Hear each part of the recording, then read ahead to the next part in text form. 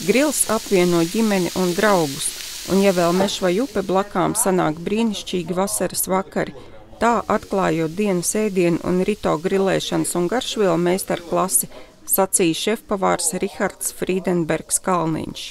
Kas jāņem vērā, lai grilētā gaļa sanāktu garšīga? Patīk gaļa laikam un gaļas dzīvnieku konkrētā daļa.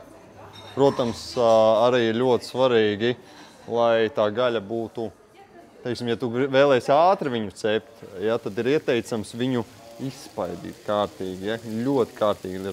Pusstundu, 40 minūtes tev ir riktīgi jāspēj, lai tajā viss tā cīpsla, tā ne pat cīpsla, bet tie muskuļi, kas ir gaļā, un pati gaļa viņa kļūt mīkstāka, un tad viņi var cept, viņi būs forši. Kādas ir labākās garšvielas gaļai, kas tiek liktas uz grila? Piemēram, jēru gaļu var izmantot gan piparmētru, gan kumīnu, gan ciplokus, gan, piemēram, hmelis un neli maisīmu. Vistas gaļu būtu interesanti izmantot, kā arī čili piparus, papriku, kupinātu papriku vai arī maisīmus, kuri paredzēti tieši vistas gaļai. Runājot par cukgaļu, variācijas var būt visdažādākas, tas atkarīgs tikai no jūsu gaumēm.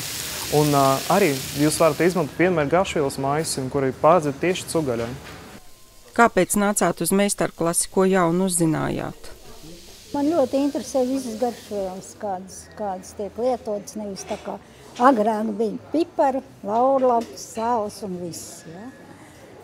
Tas laiks ir pagājis, ka tomēr iet līdz laikam. Kā arī izgaršo un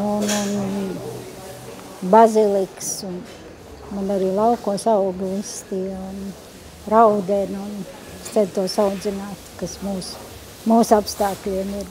Meistarklasē gatavoto ēdienu receptes meklējiet dienas ēdienu jaunākajā numurā. Solvita Smilģe, Artis Baņģieris, speciāli Diena TV.